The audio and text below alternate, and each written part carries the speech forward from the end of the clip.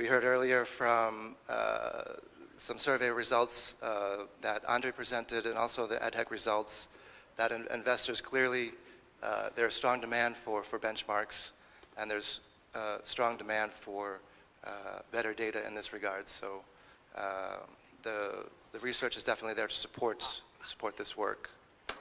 Work on QII indicators, which is also an input for this year's presidency, is already moving in this direction. When credible, sustainable infrastructure indicators are publicly available, they can be used as a public good and integrated into useful systems and tools for evaluating projects over their life cycle. But there's also a deeper need for understanding infrastructure performance. Regarding ESG, environmental and social aspects in particular can be translated into quantitative information, but the link to financial performance needs to be more rigorously tested. So we're here to talk about, I guess, ways to increase the rigor and the quality of data that's available, and how this can be linked to other sources that already exist. One other thing that I'll mention is that innovation in examining new sources of data is also a topic of interest, and it can also contribute to the IDI itself. The OECD has had a series of workshops on innovation, standardization, and data collection for long-term investments, where, for example, the role of blockchain and artificial intelligence was explored to provide insights into infrastructure benchmarking. A new OECD report on blockchain and infrastructure is due to be published shortly on this very topic. We'll also hear from panelists about smart cities initiatives and how digitalization is affecting infrastructure investment already. So with that really brief introduction, I'd like to turn it to Alain to go first. Alain Godard, who is the Director General of the EIB and also the Chair of the Infrastructure Data Initiative, will talk about the platform. Thank you. Thank you. Thank you for the words of introduction. Since we met last time, I was not present with you, but we were supposed to give you feedback on where do we stand when it comes to sharing data, and specifically data in relation to infrastructure, in the wider context of promoting the infrastructure as an asset class. So this is for the context. I don't know. Yes, we have a presentation behind me, though I would not go through it in detail, so you will have that in your, I guess, in your documents. But let me guide you through a couple of words on this. First of all, I mean, to put maybe this initiative into this wider context of promoting infrastructure as an asset class. And why is that? Because, as we know, there's about, and depending on the estimation, about 1 trillion financing gap identified annually in this market. And as we also know, most of the public sector entities or banks, including multilateral development banks, represent a fraction of these needs. That's why it is very important for us and for the investors community to be able to mobilize better the private sector. And for that, private sector would need to better understand the risk and the return that they will get when investing into infrastructure project. That's why data is very key. I mean, in this, and some initiatives have been already pushed by some players, and specifically the MDBs and the IFIs, who, as you know, promoted some years ago, 10 years ago, created a consortium of data, which was covering not only, let's say, infrastructure sector, but all kind of sectors, but more specifically on emerging and developing markets, so not developed markets. What I would like to share with you today is some preliminary results that do not come from the James Consortium. I will come back to this in a moment, but more from EIB data. European Investment Bank is covering quite a large part of the globe, as you know, so essentially European countries, but also the rest of the globe. That's why I wanted to share with you some preliminary data that we have about probability of default, so the default probability that the counterpart is making a default, and second of all, how much money we would recuperate when a counterpart is making a default. That is precisely the two elements that investors need before taking a decision when it comes to investing into a project. And as you would see, I mean, from this data, preliminary results show that actually projects that are infrastructure projects default less than other projects. That's one aspect. Second is that when a project is making a default, the financier would recuperate more than for other sectors or other projects. That's why we believe that it is important that the working group on infrastructure of the G20, I mean, make good use of this data, because the conclusions are quite far-reaching. It is indeed very key to see that when investing into infrastructure, investors actually are not taking the risk that they think they take today. Actually, experience show that these projects are less risky and return can be higher over time. So that's why for us it is important that we are able to go beyond what has been done, I mean, for some entities like EIB, and again, this is preliminary figures, but to be able to use a consortium of data that has been created some years ago. You know that, the Global Emerging Market Data Consortium, with about now 21 entities, so mostly MDBs and IFIs, as you can see from the slides. Will not go into the detail because now I guess you are familiar with this consortium. But the idea is to use this consortium, the methodologies, the systems, the techniques that have been developed in order to make available this data to the investors community. And for that, we have been working quite recently, because actually I was in Washington a couple of weeks ago, and my colleagues from MDBs and IFIs, some of them around this table, have been participating into a steering committee in order to discuss the future of the GEMS as a platform, but also more specifically how the GEMS could deliver on data in relation to infrastructure sector. And it came up as a result of this discussion, and I will not go into, again, too much of details there, but last time I was sharing with you some element of planning to deliver on infrastructure database, and here I'm happy, I mean, to tell you a bit more about it.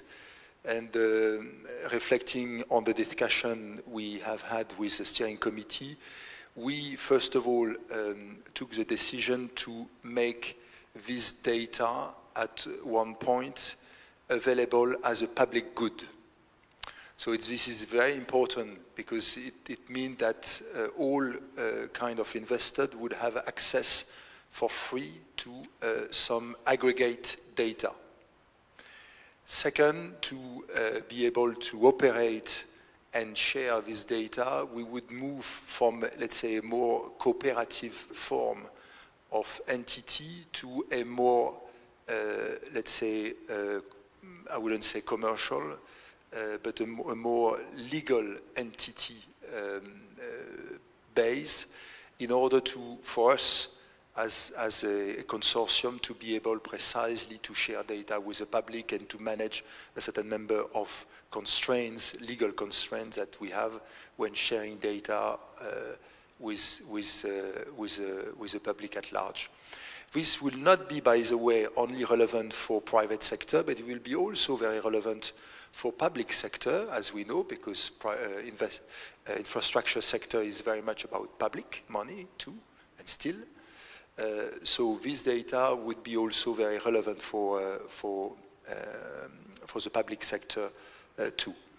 So we think we should be able to revert to our organizations by the end of this year with a proposal to set up a more dedicated vehicle for that. We could expect, some delay for the decision and come up probably in the course of next year with something much more elaborated and concrete, which will at the end help us to deliver on infrastructure data by mid-2020, next year. So these are the big milestones that are relevant to you as infrastructure, let's say, working group or your interest into that sector. There would be other deliverables which are more related to other sectors that are more relevant for the GEMS. So this is what I can say for today. We'd be happy to take your questions later on. Thank you. Thank you, Alain, for that. Given the discussions that we've had earlier on emerging markets and the somewhat pessimistic outlook that we heard this morning, high levels of debt, high perceived levels of political risk, it's good to hear some initiatives on providing data to help explain performance. I think that's definitely critical. In terms of the way that the data will be made available, on the last slide, I think it said there were some reports that were going to be made public. Could you elaborate a bit more on what those reports or what the releases will look like? It's a bit premature to go into too much detail, but the idea would be to share aggregated data. The one that you have seen, for EIB, to share this data for the emerging and developing markets. So it would be aggregate data by, let's say, by sector, because we will cover more than infrastructure. So it will be by sector, by geography, possibly by country, but we will have to see, because we will not be, wouldn't want to be in a position to disclose, let's say, some information at country or sectorial, which would, let's say, deduct, from this analysis what kind of, let's say, enterprise or counterparty has made a default. So this is something that we would have to see, but clearly the idea is to create a sort of index, if you want, of emerging and developing market, credit return aspect of it, but mostly probability, as I said, of default and recovery rates. And later on, or in parallel, we would conduct some pilot projects.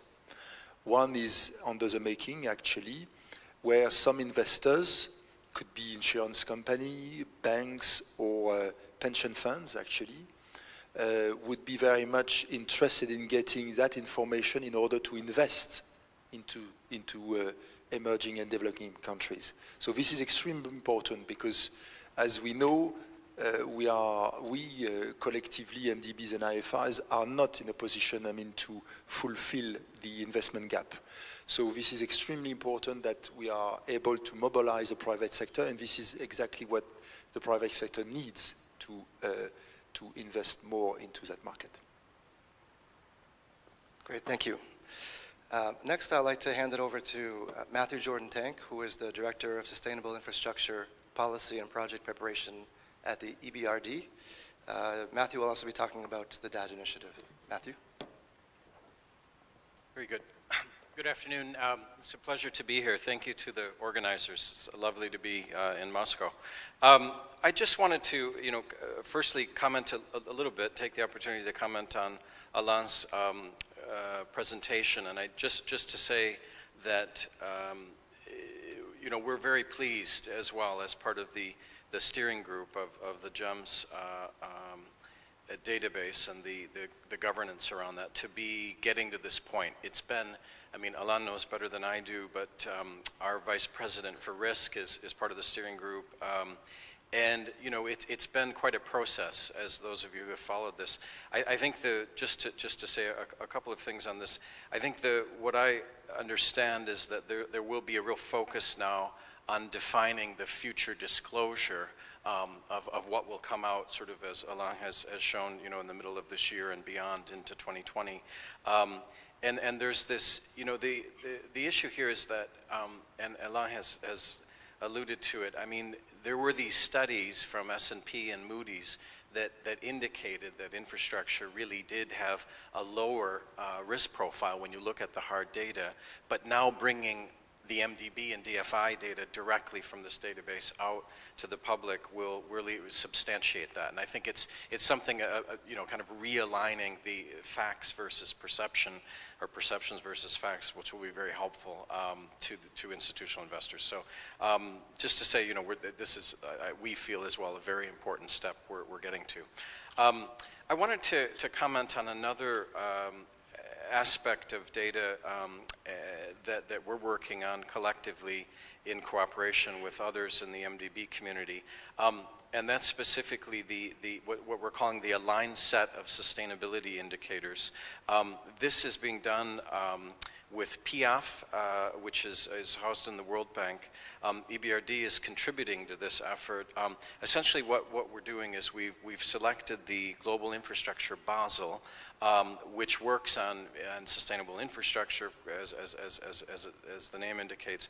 And we've selected them to essentially take their method of indicators for sustainability in infrastructure and try to find, sort of the commonality with their approach and the two or three other main emerging standards for these types of ability to monitor sustainability and to rank sustainability. And that's specifically the Envision methodology that Harvard has done, and really done a lot of work with the Inter-American Development Bank, as well as GRESB, which is another methodology that's used quite a bit in Asia that's come out of Australia. So this effort of sort of bringing together the three, in this case, three emerging standards, consolidating in them, and putting that out as something to the market that those who are interested in being able to assess how they're doing on sustainable infrastructure investment, this will hopefully give sort of a more common standardized approach to this. We think this is really important because, if you look at the context of the Sustainable Development Goals, part of the criticism of the SDGs is that they're quite hard to define. When you get down to the granular level, how are you doing within the SDGs is something that needs more measurement, it needs a bit more rigor. And for us, just to speak from EBRD's perspective, the reason we're putting some technical assistance effort into this, along with PF, as I said, at the World Bank, and hopefully perhaps other of the IFI, other IFIs to be determined as we kind of roll this out and stress test it around the world. The reason it's so important for us is because we've just created in the last 3 months a sustainable infrastructure group within the EBRD, which is, just as the name implies, it's a direct response really to the SDGs becoming really de facto the international currency which we all use now to define how we're investing, where we're investing, what the priorities should be. And it's sort of, it really has merged for us the power and energy sector with the transport and the urban sector all into one group, which we call sustainable infrastructure. And one of the very first questions that's come up, of course, is how are you measuring how you're doing in your investments? What is sustainable infrastructure for you?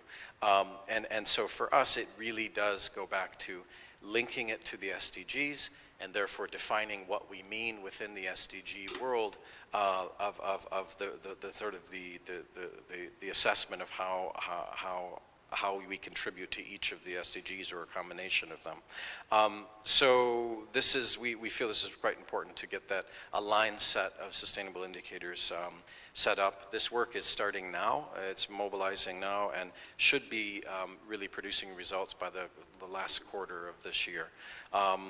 So I think that's what I just wanted to compliment and bring that to the table, but also once there is some discussion of smart cities, maybe I'll come in again if we have some more time.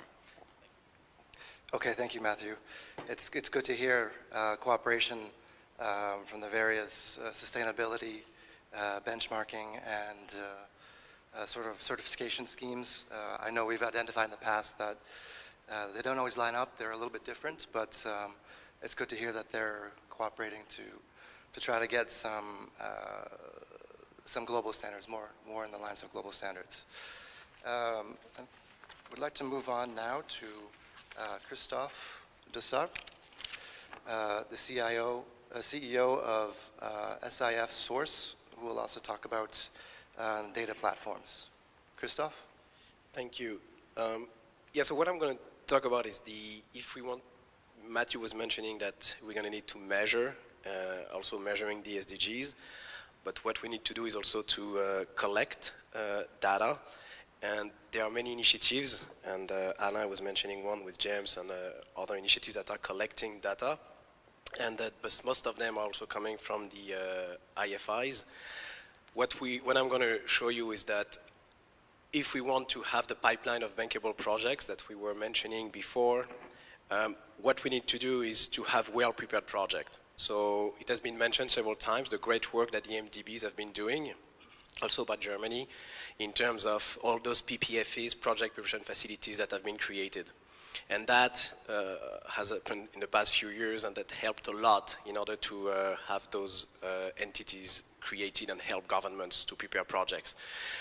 What we have looked at as well is what else can we do in order to help prepare better projects? And you can see on the slide 4 pillars that we have identified. One is how can we have a standardized approach when it comes to project preparation? Not saying that Source is going to do that. However, what Source does is create a general framework, but also customizable at the country level. So I will talk about that. The second thing that we have seen for well-prepared projects, and therefore a pipeline of investable projects, is to have a way for the different stakeholders to communicate efficiently. We have done 82 trainings in the past 2 years in different countries. Every time we were doing a training, Ministry of Finance, Planning, Transport were in the room, but it was the first time that they were meeting. So it's not only emerging and developing countries, it's everywhere. There's a lack of communication. The third pillar that we have seen is also a common language with the private sector. When we work a lot with institutional investors, an initiative called Investor Leadership Network, and basically the message is that when they look at PPPs, for them it's a PFI, it's not a concession. But for governments and international organizations, PFIs and concession are the PPP. So it's important also to have the same language if we want to achieve the same goals. And the fourth one that we have seen is, based on all those MDB tools that have been created to support governments to have better prepared projects, how can we disseminate efficiently and timely the different tools that exist? So this is where Source also intervenes in terms of presenting and disseminating the different tools that exist in terms of supporting project preparation. First, I want to also share that Source is led, managed, funded, and oversight by the MDBs. And this is a new governance that has been launched on March 11th this year, and that is important to mention. The African Development Bank will join by the end of the year, and we are in discussion with the World Bank.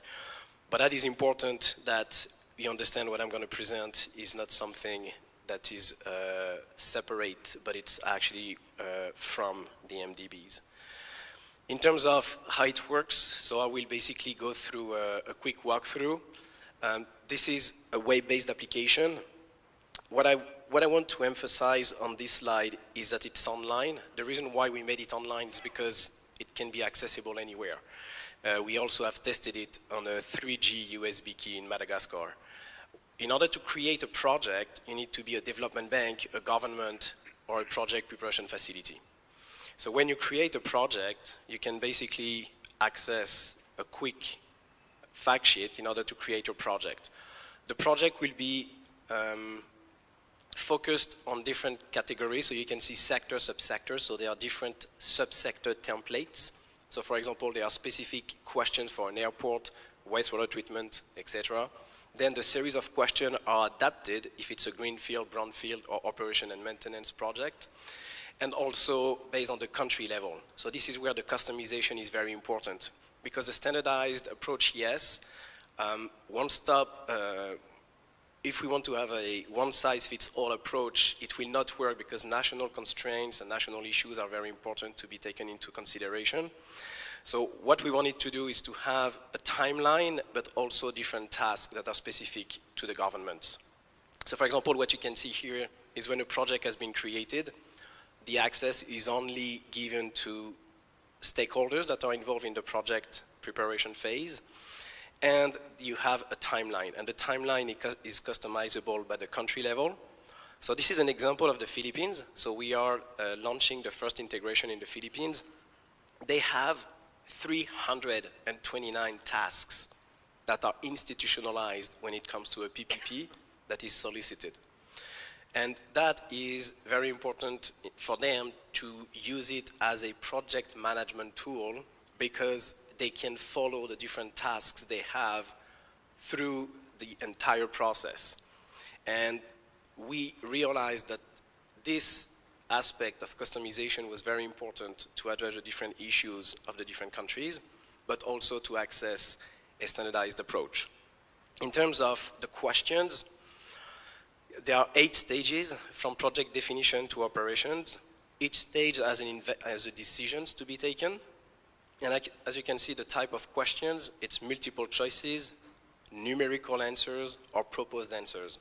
The reason is you can see on the top right corner is because it's translated in different languages. So you can actually work in different languages, and that was important to work at the project management officers level in different countries. The second reason is also to have an online capacity exercise, because the questions came from the industry. I will show you who created the templates. And that was very helpful in order to guide different governments towards the project preparation phase. We had some success stories that I will mention at the end. And the last one related to this panel is to have data collection systematically for all the different projects that the government can use in order to assess its own pipeline and create different benchmarks. And that is important because if you want to create statistics analytics, you're going to have different data points that can talk to each other, or different answers that can talk to each other. In terms of what it can do, so this is an extract of the what we call the dashboard. At the top left corner, you can put documents, consistency checks. There are different SDGs. So for example, based on the answers, how is the project addressing the different SDGs? And sometimes there might be inconsistencies in the answers, so that's a way to identify red flags right from the beginning. PPF Finder, it's a way to match governments with project preparation facilities available. Every time we did a training, they were saying, yes, the questions are good, but it's complicated. Yes, it is, but there are support that you can reach out to. And we said every time the MDBs, but they were saying, yes, but who? So it's not necessarily clear for governments where they have to go. So this is why we created a type of a matchmaking, meeting the criteria of the PPFAs, but also for governments to give them more clarity. Last updates and tasks, so that is more project management approach. Of course, we did that because we have been asked that the private sector, institutional investors would be interested, even EPC contractors, when it comes to a traditional procurement project, they want to have well-prepared project. They don't want to hold the government doing the project preparation phase they should have done. So that's a way to basically filter and look for projects. This is an aggregated level. This could be an example of GIZ, is the German government technical arm.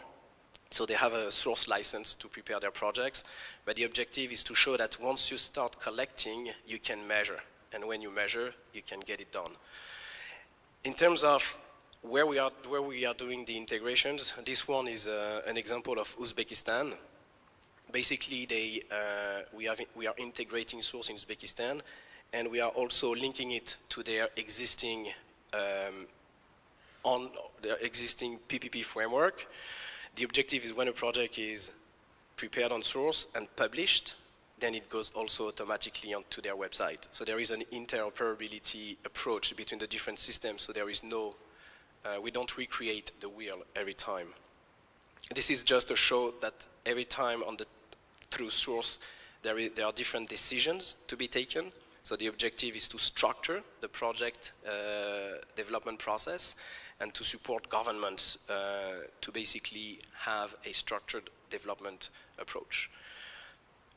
As I said before, we, CIF, didn't do the templates creation, but we have worked and we are still working with a lot of them. And what was interesting is to receive different points of view. And for example, and we are not trying to do a competition with the number of logos and gems. Huh? We are just to show that we have contractors, advisors, lenders that have participated to the templates creation and still are. And what was interesting is to see the different point of views from the different industry players. For contractors, they were looking at the funding questions. How it's going to project will be repaid, taxpayer, user payer. But from the institutional investors, what are the risks? How are they going to be addressed? And actually from institutional investors, some of them were saying in terms of, they are not necessarily, one of them, CDPQ, was saying, we are not necessarily looking at the risk for the currency risk because we can take it because we are there for 30 plus years. And they also have different major currencies that are managing into their portfolio. So that was interesting in order to create the templates. There's a collaboration with the GIH that was also important because they're going to also support doing the integration and dissemination and knowledge dissemination, so the different tools that source will deliver into the different countries. So now this is where we were, but this is one I want to focus. So this is my last slide and I have 30 seconds left. So we are working at different level with those countries. Some of them are just early contacts and some of them are ongoing. This is where we are going to integrate source. What that means is that we sit with the government, we map the regulatory framework, we map the infrastructure approval processes, and then we customize source with those country specifications, and then there is a full support for training and integration. So then it becomes their tool to prepare the projects. And every time we do an integration, we don't do it alone. There is a donor or GIH or the MDBs, and we are targeting 15 countries this year to be integrated. And in terms of the last point, what I think in terms of the data, again, what is important is to see where can we find different sources of data collection that are ex ante and can be benchmarked with ex post data. Thank you. Thank you, Christophe.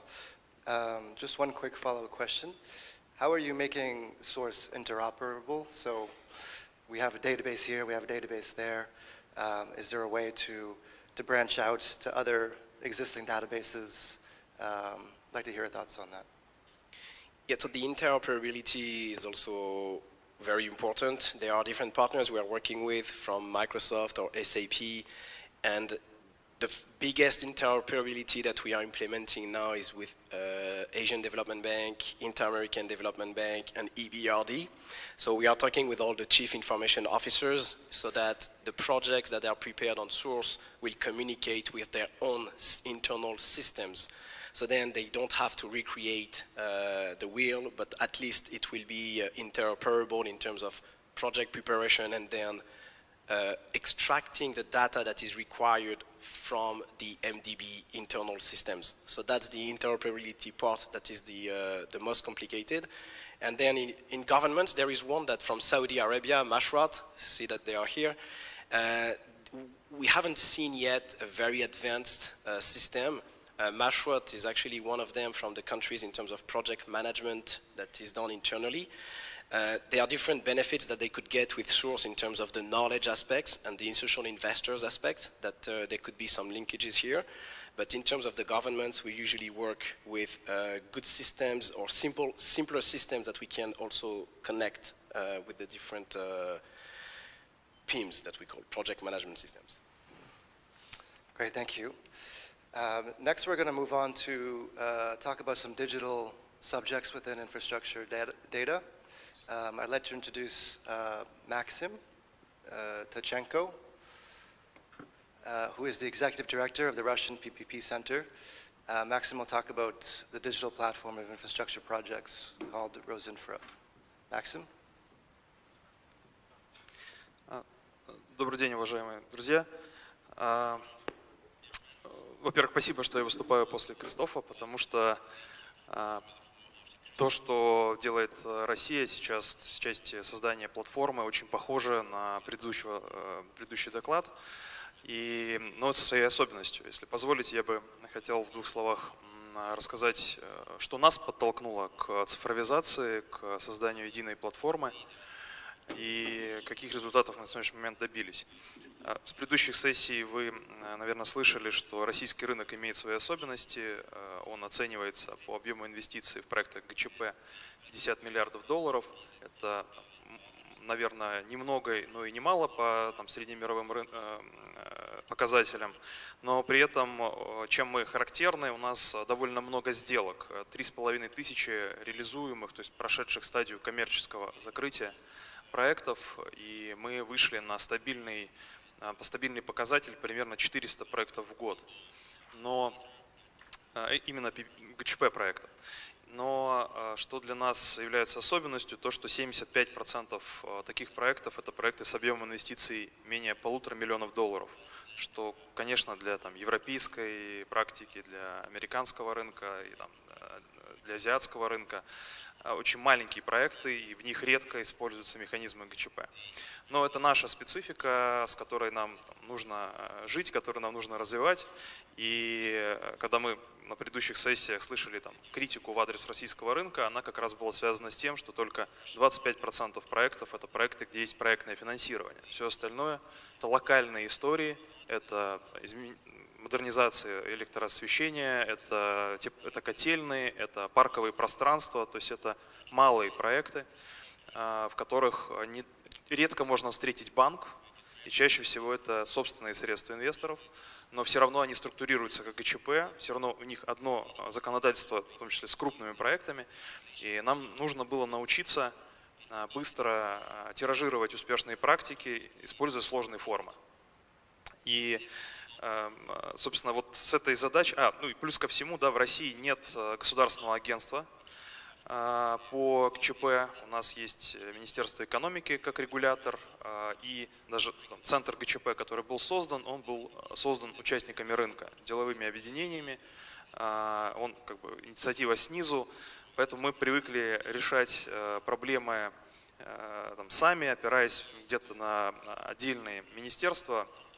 И идея создания платформы была озвучена в прошлом году как раз национальным центром.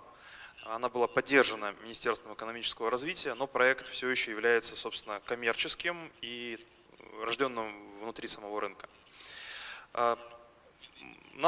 По сути, мы решили, так как в России нет такого агентства, и в принципе, наверное, оно уже и не нужно, потому что рынок состоялся, он развивается, мы решили сделать первое в мире, как нам кажется, цифровое ГЧП-агентство. Платформу, экосреду, которая помимо базы данных сможет решить ряд актуальных для нас проблем. Это доступность информации о том, что вообще такое ГЧП. У нас, к сожалению, на местах, на муниципальном уровне не всегда есть понимание того, как этим инструментом пользоваться. Вторую проблему, которую мы пытаемся решить, это доступность экспертизы. То есть, к сожалению, по проектам менее 500 миллионов рублей, менее $1,5 миллиона долларов, по ним, конечно, очень сложно привлечь консультантов, дорогих и дорогостоящих, но при этом качественно структурировать проект, чтобы он не ушел в дефолт или чтобы он не подвергся судебным рискам, все равно нужно. Мы пытаемся через платформу решить проблему коммуникации с публичным заказчиком, чтобы он мог управлять своей инициативой, он мог ее выставить на платформу, он мог заявить о ней инвестору.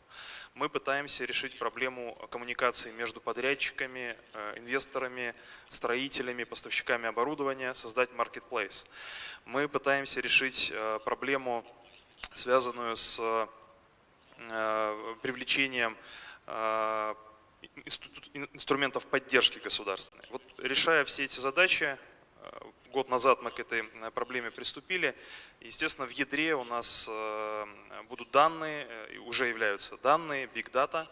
Это данные о проектах, данные об экспертах, данные об участниках рынка. Это база знаний, которая применима для России и стран ЕАЭС. И вокруг него выстраивается определенный набор сервисов. Я постараюсь очень кратко рассказать о каждом из сервисов. Собственно, первый сервис – это база проектов, это база планируемых и реализуемых проектов. Сейчас, на сегодняшний момент, база включает в себя 5300 проектов, из них порядка 1000 – это проекты, планируемые к реализации. Они описаны по 350 параметрам разной степени детализации глубины. Мы в том числе пошли, может быть, чуть дальше и в том числе берем тексты, например, особых обстоятельств, разделяя их по группам. Мы берем тексты, связанные с компенсацией при расторжении, условиями наступления таких событий. Тем самым формируем еще юридическую конструкцию, описание проекта, его юридических параметров. Также у нас есть документы по проектам, те, которые носят коммерческую тайну, мы, конечно, не публикуем, но для нас это big data, возможность распознать эти документы и создать прецеденты, на базе которых можно создать конструктор. То есть в идеале мы идем к конструктору сделок, к сервису, который позволит на базе существующей практики в России структурировать сделку, начиная от просто идеи. Второй сервис, который мы реализуем, это квалифицированный заказчик. Так мы его назвали. Собственно, это страницы регионов, страницы публично-правовых образований, органов власти, в рамках которых они могут, во-первых, размещать информацию о своих инициативах, а во-вторых, коммуницировать с инвестором. Для нас это, наверное, был один из самых главных сервисов, потому что в отличие от коллег, которые в основном работают с частным сектором, мы работаем в основном с государственным сектором. Мы помогаем регионам, мы помогаем муниципальным образованиям.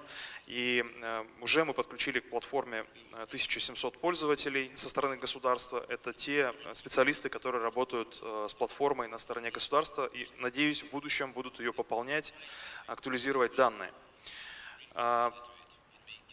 Еще один сервис, который мы предлагаем, он созвучен и с InfraHub, и с Source. Это сервис, мы назвали его интерактивный дайджест. Это информация о рынке в России, представлена в виде инфографики.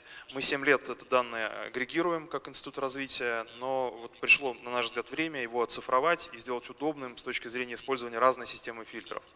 Но, что мы сюда, может быть, еще добавляем? Это судебная практика, это тренды, связанные с поведением зарубежных партнеров, с новостями, которые есть за рубежом, и тем, как они коррелируют с нашей российской действительностью. Еще один важный сервис мы назвали его Marketplace. Это, собственно, площадка, на которой инвесторы, консультанты, страховщики, поставщики оборудования могут друг друга найти. Но для нас самый главный принцип, которого мы здесь придерживаемся, это продуктовый подход. Мы пытаемся выстроить с участниками рынка подход, чтобы они очень детально, предметно описали свой продукт, свою услугу. И под некоторые услуги мы пытаемся даже сделать некоторый калькулятор. Например, в России разрешено страхование как форма обеспечения обязательств концессионера. И мы такой продукт, как калькулятор стоимости страховки, на этом marketplace сейчас совместно с партнерами пытаемся реализовать. Еще один важный элемент, которого, к сожалению, я у коллег не услышал, может быть, это тоже наша новация, если нет, поправьте, это попытка создать peer-to-peer платформу для консультаций, где любой эксперт разного профиля может в формате онлайн-консультации оказать помощь, решить конкретную проблему, мы так назвали это траблшутингом, помочь донести какое-то свое знание о специфике юридической, финансовой до интересанта, сделать это недорого, чтобы у нас была возможность у пользователя за небольшие суммы получить первичную консультацию. Мы не подменяем структурирование, мы не подменяем юридический консалтинг, финансовый, но мы даем возможность участникам обменяться мнениями по тому или иному вопросу, связанным с судебными рисками, связанными с законодательством и другими вопросами. Еще один важный компонент – это обучение. Мы учим госсектор и частный сектор уже на протяжении последних 6 лет. Мы обучили 5500 сотрудников компаний государственных и частных. И, на наш взгляд, тоже пришло время увести это в онлайн-формат. И, к сожалению, по большой нашей стране не наездишься. И поэтому мы решили, что время пришло увести это в онлайн и давать формат конструктора образовательных программ для госсектора. Я с удовольствием бы так же, как и Кристоф, показал, как эта платформа реализована, но она сейчас реализована на русском языке, мы ее не перевели. Альфа-тестирование было запущено 3 дня назад. У нас был там тач-панель, на которой можно было попробовать отдельные сервисы. В целом мы получили положительный отклик от участников рынка и планируем к Питерскому международному экономическому форуму, что мы уже запустим в публичное пространство, всем любым пользователям дадим возможность зарегистрировать личный кабинет и воспользоваться теми сервисами, которые я писал. Единственное, может быть, я добавлю про некоторые важные вехи, которые есть. Мы, к сожалению, пока не ставим перед собой задачу оценить риски дефолта, потому что в России пока этой проблемы нет. У нас пока не было ни одного серьезного дефолта по серьезному проекту. Наверное, нам стоит об этом задуматься. Мы сейчас все-таки больше ставим себе задачу создать некий конвейер, некую воронку проектов, чтобы их было как можно больше. Поэтому акценты в нашей платформе чуть смещены. Мы пока не говорим про некий реестр рисков, мы говорим про оферту, про предложение публичной стороны, частной. И в основном наш фокус сейчас будет сконцентрирован на этом, на компетенциях, на типовых решениях, на страницах регионов. Но мы заложили уже в систему возможность сохранения статуса в случае, если будут какие-то юридически значимые события с проектом происходить. Мы заложили эту опцию, мы начнем постепенно формировать реестр рисков, реестр изменений, как это начали в свое время делать коллеги в Великобритании много-много лет назад. И надеюсь, что в итоге придем тоже к базе, которая позволит нам в том числе оперировать понятием риск. Пока, к сожалению, в России такой функции нет.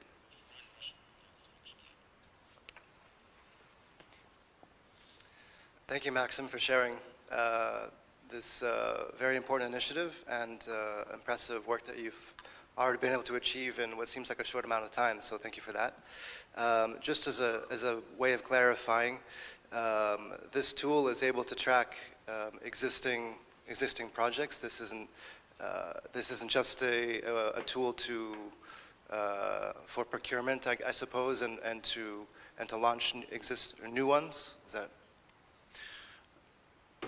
Все верно. Более того, у нас в России есть отдельная платформа, отдельное решение, государственная платформа, где проходят именно торги. Мы говорим сейчас о стадии запуска проекта, чтобы можно было видеть инициативу на ранней стадии.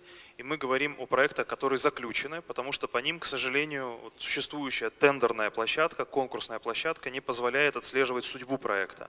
А мы именно предлагаем решение, чтобы отслеживать судьбу проекта. Okay, great, thank you. And last but not least, we'll move on to Mr. Francisco Javier Garcia Vieira, who is the Director of Digital Public Services at the Ministry of Economy and Business of Spain, who will talk about smart cities and experiences within Spain.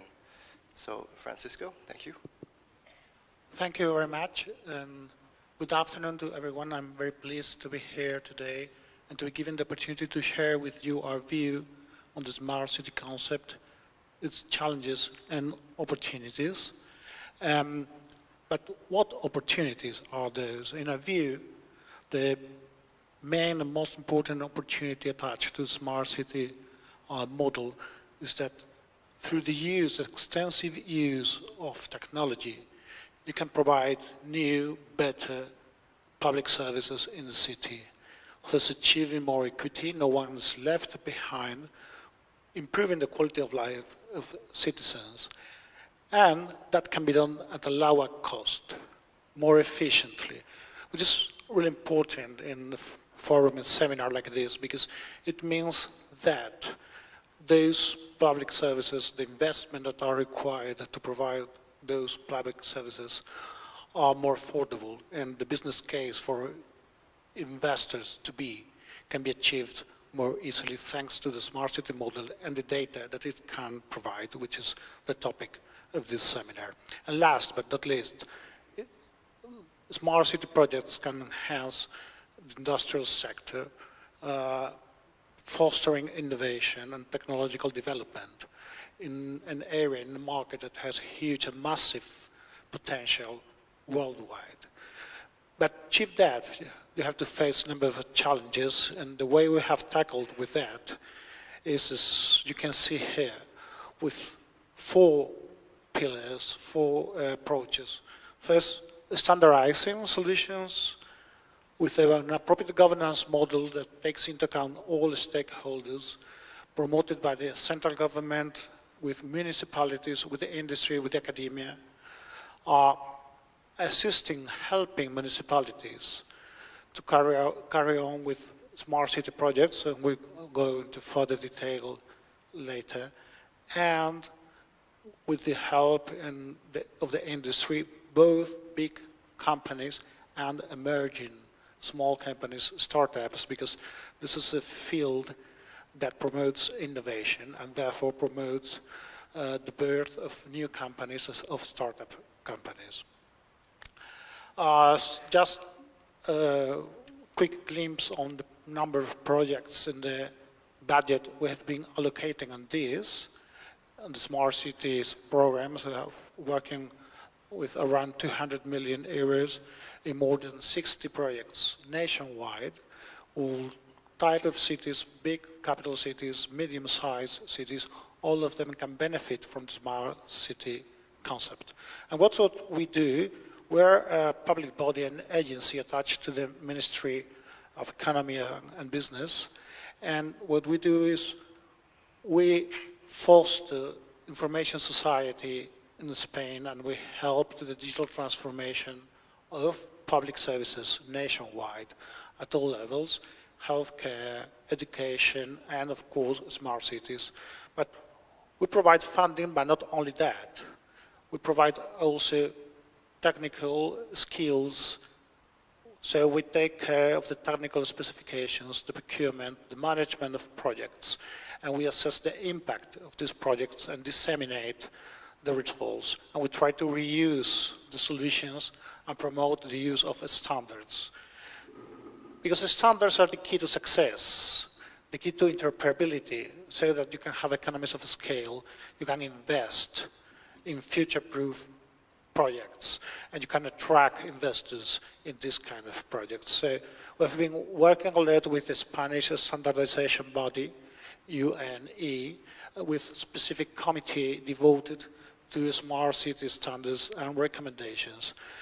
And I'd like to mention the 178104 standard that is dedicated to the smart city platform and the interoperability, which allows any application to interoperate with the smart city platform, and therefore guarantees that your investments are future-proof.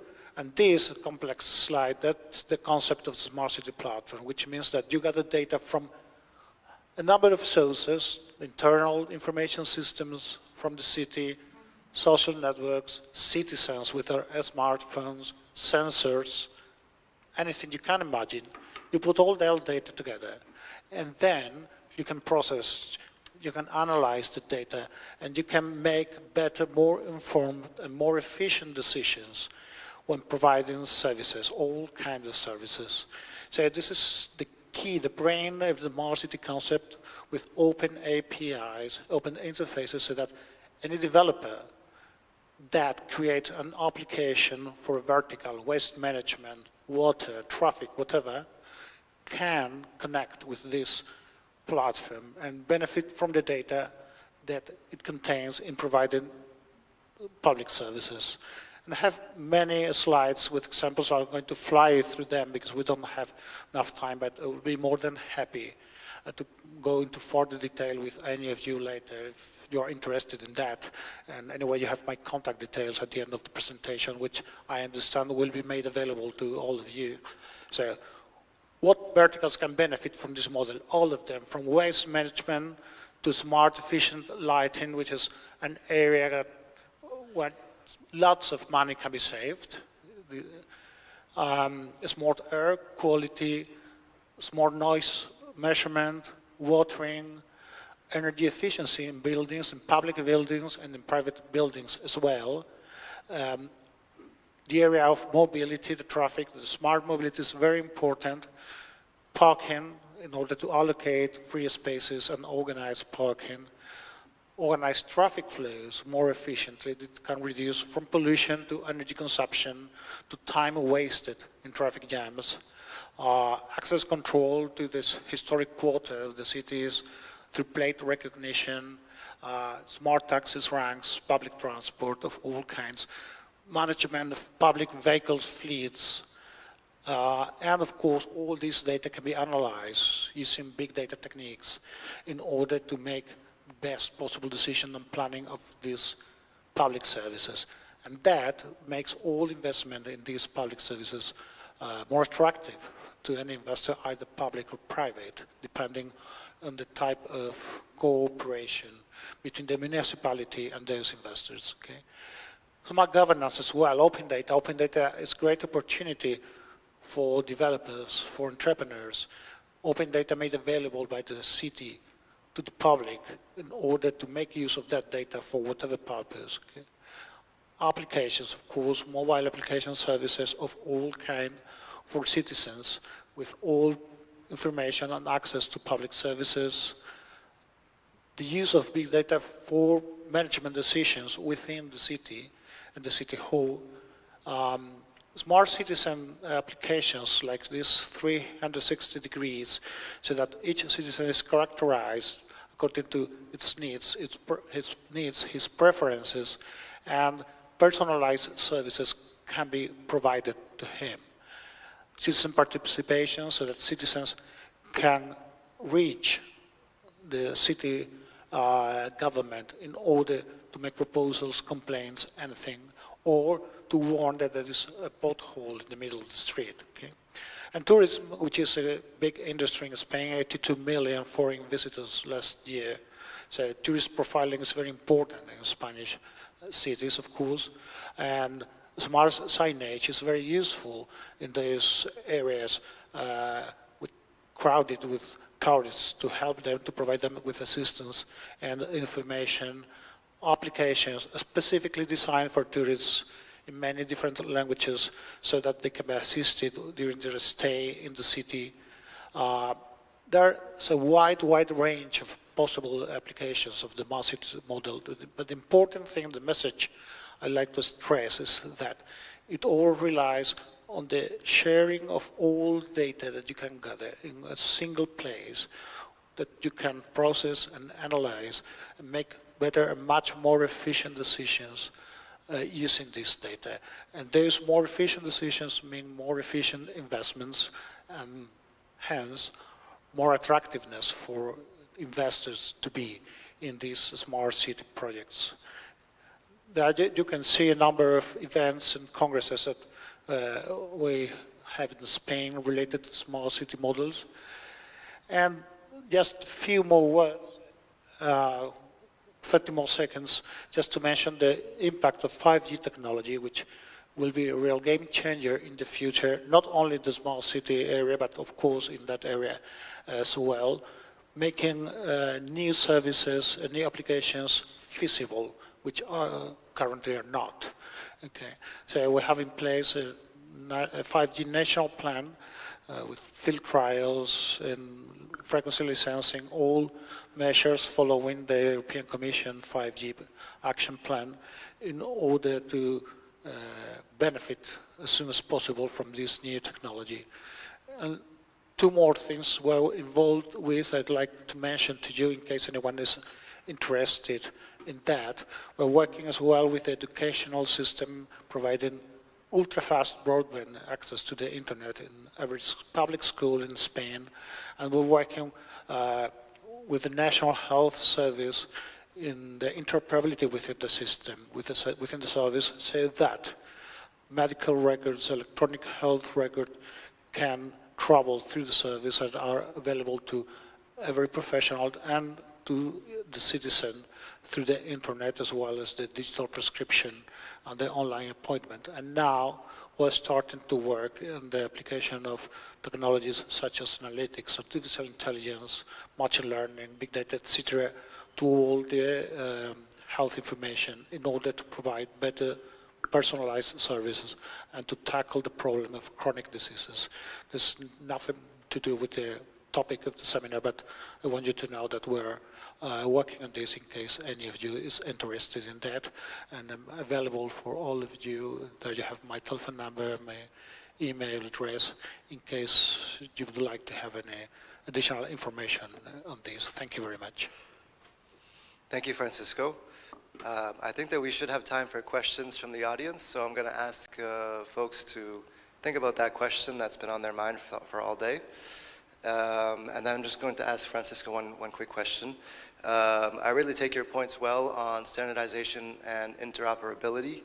I see a real opportunity here, not just to compare, benchmark city performance based on similar characteristics, but there's a real opportunity to share data that's generated in one city to be used in another location for their own planning purposes. So I just wonder if there's a role for the G20 and other international bodies that can help facilitate the use of this information. Yes, absolutely. One of the works of this standardization body mentioned before is they're also standardizing indicators so that the performance of the smart cities, smart city services can be measured. Actually, we developed a couple of years ago with the city of Malaga, southern Spain, our project with a full scoreboard, a map of indicators in order to measure all those city services. And that scoreboard and that map of indicators has been made available to all citizens in Spain so that they can assess their impact. So let me remind you that one of the roles that we have is impact assessment of all these programs and all of this investment, which, by the way, I'd like to mention, it was in the slides, but I forgot to say it, are funded partially by the European Regional Development Funds, okay, which is an important source of investment for this kind of projects in our case. But yes, definitely, once you can measure something, its performance improves automatically. Okay, say measurement and these scoreboards, all this information that is aggregated and put at the disposal of the mayor and his staff, that's very important in order to guarantee that you get the most out of these kind of projects. Thank you. Now to the audience, if there's any questions from you, now's your opportunity. Over there and over here.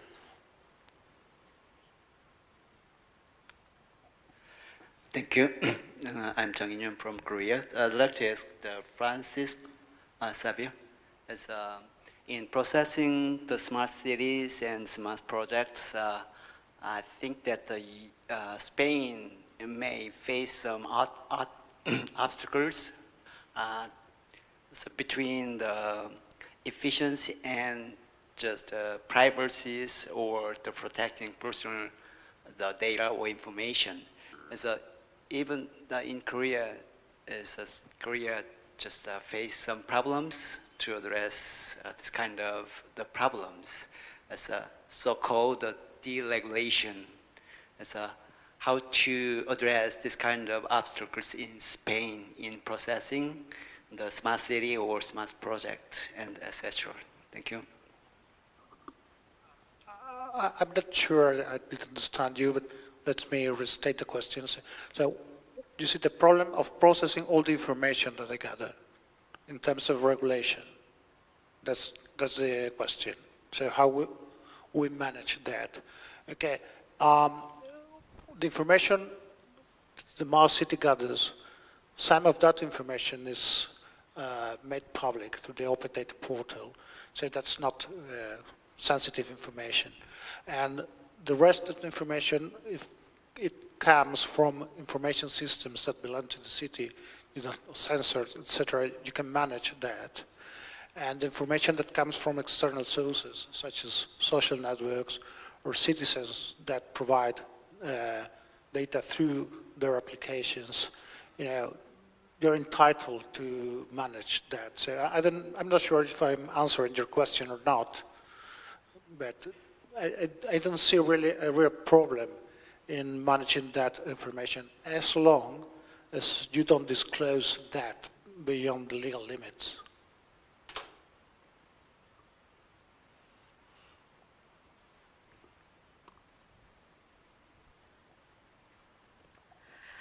Again, the question to Francisco. Could you please comment what is the investment amount, ordinary investment amount for such a project, or maybe an interval from, to, and is it any return of this investment for private investors, any commercial sources of income in such projects? Or it's only for social investments from institutional investors only, or the government? The range of budget is quite wide, but in larger cities, our projects range from, let's say, 3-4 million euros up to 8. Okay. That could depend on how ambitious the project is. And about the source of the funds, in our case, funds are provided by public funds, either from the European Regional Development Funds and from our budget, the ministry budget, and from the municipality budget. But in some cases, there are private companies involved because they provide the service of waste collection or urban lighting or whatever. So those companies can benefit from the gains of efficiency that you have with these projects, and therefore they can be asked to provide investment as well, because it's a win-win project. So they can provide the service they have to provide by contract at a lower cost, and therefore it's more than reasonable that part of the investment is provided by them. So that's a way to attract investment for city public services, making them more efficient, and therefore the business case for those companies is more attractive.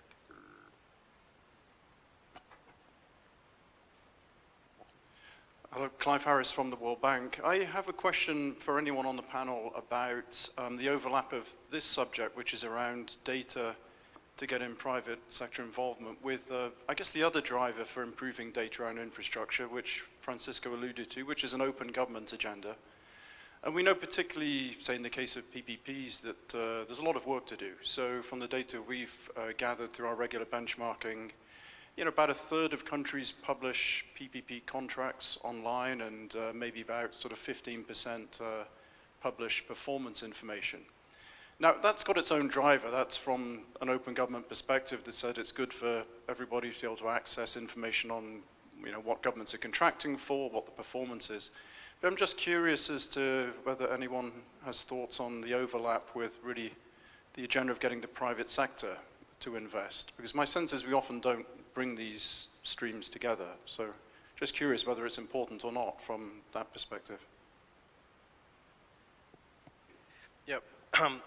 Let me just give you some comments from my perspective. I mean, it's a very good question, Clive, and it's one that, you know, when we think to initiatives like Source, I mean, ultimately, and Christoph can comment because he's, you know, dealing with this day in and day out.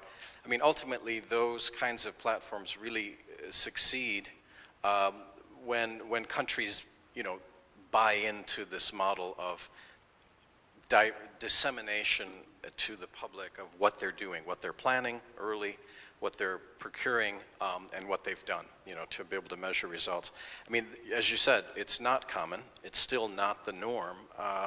And yet, it really has to become that way if these kinds of things are to sort of take root at the local level. So I think that's the ultimate litmus test, is whether more and more countries do buy into this approach of sort of publishing what they're doing up front, publishing all the public disclosure, really.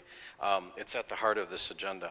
I would also say, I mean, I wanted to take a chance to comment on the smart cities experience that Francisco has laid out, and I think it's fascinating what Spain is doing. And I just, you know, from our perspective, we're, you know, like many institutions and governments, we're looking as well at this whole issue of smart cities, smart infrastructure, how it complements and is a part of the sort of green agenda, green cities. You know, one thought that comes to mind is again back to disclosure. I think it's incredibly important that leaders who are at the municipal level or at the national level, but you know, that they really state why they're doing what they're doing in these kind of smart services that are being rolled out. You have to make the sort of public benefit case, in my view, as a policy before you sort of just launch into all of this. I mean, if you don't, it runs the risk of sort of, you know, not understanding what your government and your elected officials, your leaders are doing with your data at the sort of individual citizen level. From my perspective, that's an absolute must. Otherwise, there'll be a lot of reticence, a lot of questioning, and ultimately people won't want to participate. So I think there is a case. There's definitely, you know, dozens and dozens of applications we're seeing as you see the merger of you know, the ICT sector, telecoms, the advent of 5G that's coming, and things like you know, public services, mobility to start with. I think we're going to see a transformation really 10, 15 years from now in the way people in large cities move around and how they really integrate, again, sort of connectivity through ICT with mobility. I think things are going to change. And that's all coming from these kind of movements, this kind of merger of these industries. It points, and the last comment I was making, is that it just points to the fact that we really do need to start breaking down the silos between the traditional silos between sectors. They're a barrier right now to being able to do these kinds of projects. And it's cities that are, the cities that are not able to advance with this kind of work is the cities that have very strict divisions of data collection and data and responsibilities from one sector to the next. And often it takes, I mean, we were learning about Korea when we visited earlier last year on smart cities in Seoul. It was very interesting what they've done. They created sort of a city management level platform for integrating all of the smart city applications. They had to do that, otherwise the individual sector heads were too strong and they were sort of protective. So you kind of have to think of a whole reorganization of the way cities are working. But anyway, just a few comments, and thanks for the question. Thanks for that. Another question over here. Oh, sorry. Go ahead.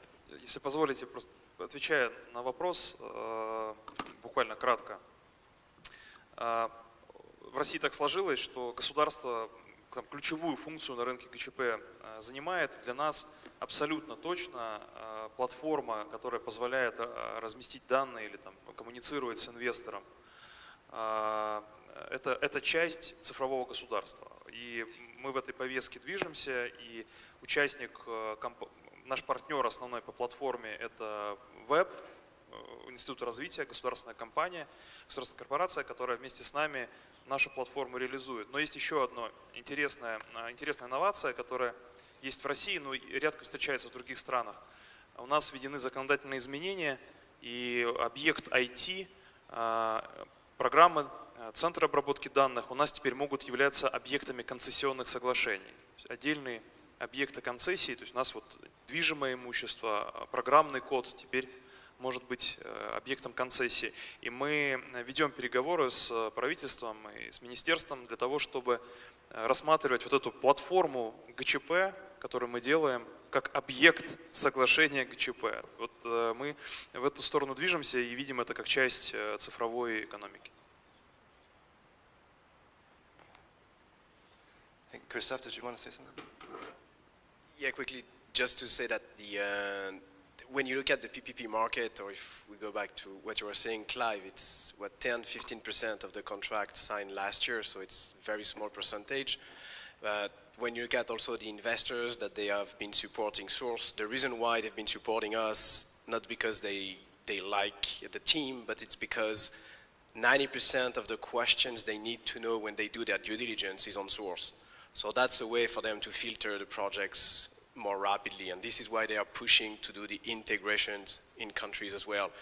But this is where I also see the link with the G20 roadmap in terms of also what we are discussing with James is that how can we see some correlations between ex-ante data and ex-post, because that will also give more clarity to investors if we stay on the PPP side. But even for EPC contractors that are on the traditionally procured project side, they also need to have better prepared projects. So that is very important to also look at the two angles in terms of investors, yes, but also EPCs that are looking for good data so they can make a better decision at the procurement stage. Great. Do we have time for one more question? Back here. Thank you, moderator. I'm Xifei from China PPP Center. My question goes to Maxim. I'm very interested in the database you introduced. Since China PPP Center, we have also set up a similar database. Through the database, we reach out each PPP project all over the country. And each government, at provincial level or state level or city level or county level, have their own roles and responsibilities in the database. It means we use the database to manage the PPP project development implementation. Yeah, my question is that in your database, the information involved in many stakeholders. So how do you collect the information from various stakeholders, and how do you update the information in your database? Okay, thank you. Спасибо. Наверное, это ключевой вопрос. Мы решили эту проблему следующим образом. Основным поставщиком данных для нас является представитель публичной стороны. Муниципальный, региональный, федеральный. Но для того, чтобы эти данные максимально были корректны, мы решили пойти по пути Википедии. Мы создали возможность ролей, и у проекта есть прикрепляемые к нему участники как с частной стороны, так и со стороны финансирующих организаций, страховых организаций. У каждого из них есть определенный доступ к тому или иному полю проекта. И мы получили систему взаимного контроля. То есть там, где частное лицо не согласно с какими-то данными, которые загружает публичная сторона, а так иногда бывает, они имеют полное право поправить эти данные. И здесь, безусловно, последнее слово остается за публичной стороной, но сама вот эта многоролевая конструкция позволяет нам, по крайней мере, повысить достоверность данных.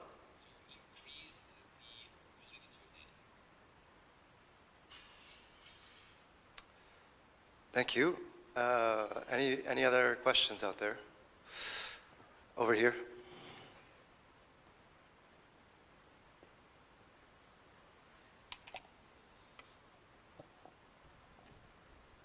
Two questions.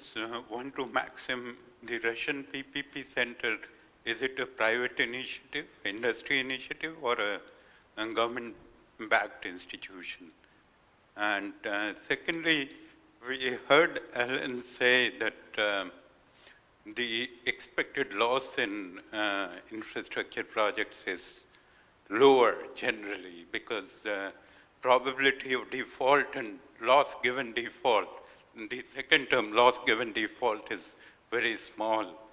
Now the earlier panel today was on promoting institutional investment into infrastructure. So why doesn't G20 or forums like this, why don't they have the institutional investors accept this rating instead of probability of default for infrastructure projects? Because that would channelize more institutional investment into infrastructure. Thank you.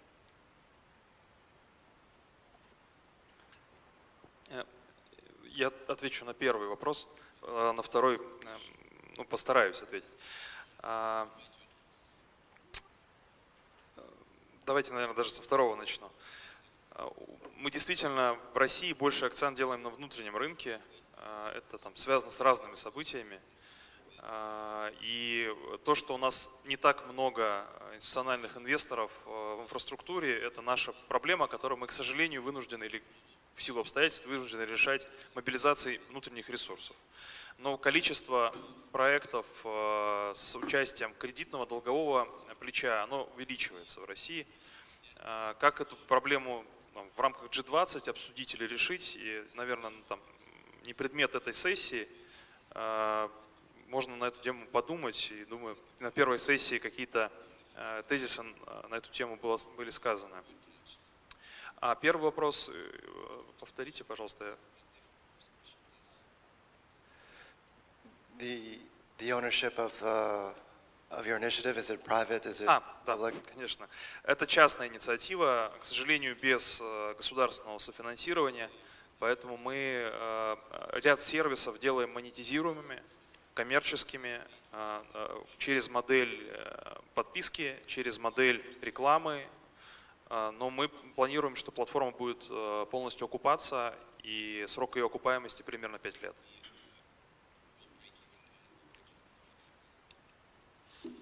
Okay, thank you. Any other panelists want to weigh in? No. I think with that, I'll close the session. Please.